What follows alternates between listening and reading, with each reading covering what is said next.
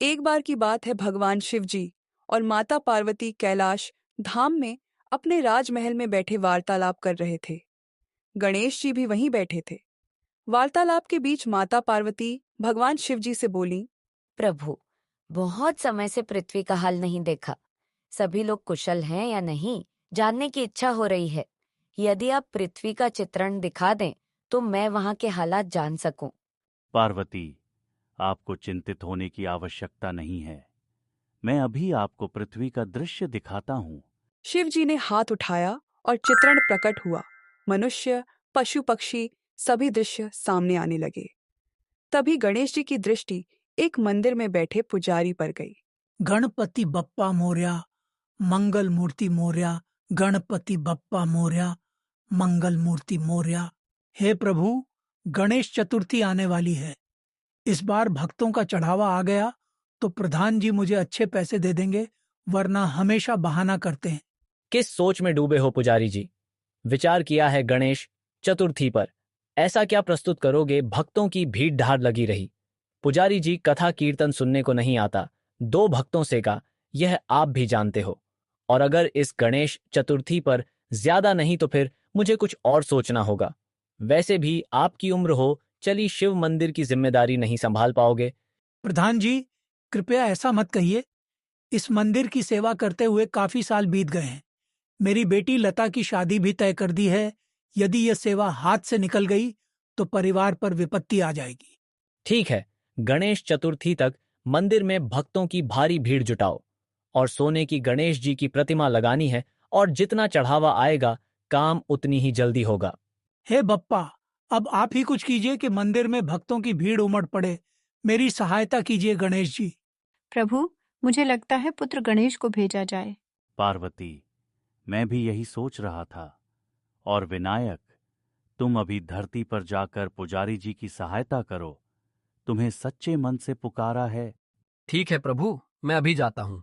साधारण मानव के रूप में उनकी मदद करना और आवश्यकता होने पर ही अपनी शक्तियों का उपयोग करना। जो आज्ञा पिता श्री। शिव जी और पार्वती देवी की आज्ञा पाकर गणेश जी मनुष्य रूप में धरती पर पहुंचे। जय भोलेनाथ पुजारी जी, मैं बहुत दूर से आया हूँ। क्या कोई काम मिलेगा? काम तो है, लेकिन वेतन नहीं दे सकता। कोई बात नहीं, आप रोज चढ़ावे में जो फल प्रसाद आता है वही मुझे दे दीजिए। मेरे लिए वही काफी है। ठीक है, आज से मंदिर की सफाई और पूजा की व्यवस्था का काम तुम्हारे हवाले है। गणेश जी मंदिर का कार्यभार संभालने लगे। पुजारी जी गणेश जी को भगवान शिव जी के प्रसाद में फल खाने को देते हैं। एक दिन पुजारी जी कथा कर रहे थे, तब गणेश जी अपने असली रूप में आ जाते हैं और मंदिर में भजन गाते हुए नृत्य करने लग जाते हैं। भक्तों की भीड़ लगनी शुरू हो जाती है। जो भक्त मंदिर में चढ़ावा चढ़ाकर और आशीर्वाद लेकर गणेश जी के भजन और कीर्तन का आनंद ले रहे थे। यह विनायक गणेश जी की वेशभूषा पहनकर कितनी सुंदर झांकी प्रस्तुत कर रहा है। भक्त भी विनायक को गणेश जी के रूप में देखकर खुश हो रहे हैं। अब तो गणेश जी पुजारी जी के साथ मंदिर में अपने असली रूप में भजन कीर्तन करते और भक्त झांकी को देखकर खूब आनंद लेते। धीरे धीरे भक्तों की भीड़ लग गई और गणेश चतुर्थी तक बहुत मात्रा में चढ़ावा आ गया। अरे वाह पुजारी जी, इस बार तो कमाल हो गया। इस बार तो मंदिर में अच्छा चढ़ावा चढ़ा है। अब तो मंदिर की मूर्ति की स्थापना भी हो जाएगी। प्रधान जी, ये सब कार्य विनायक के कारण परिपूर्ण हुआ। विनायक ने गणेश जी की वेशभूषा पहनकर मंदिर में बहुत ही सुंदर नृत्य और भजनों से भक्तों के बीच रौनक लगाई। फिर तो बहुत अच्छी बात है विनायक। इस गणेश चतुर्थी पर महाकीर्तन में ऐसी ही वेशभूषा में कार्यक्रम प्रस्तुत करना।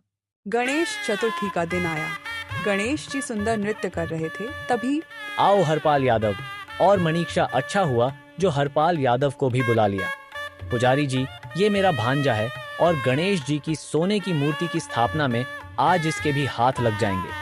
मामा जी, मूर्ति काफी भारी लग रही है, महंगी रही होगी। हरपाल बेटा, ये मूर्ति मंदिर के चढ़ावे से बनी है, भक्तों की अमानत है। अब स्थापना करें।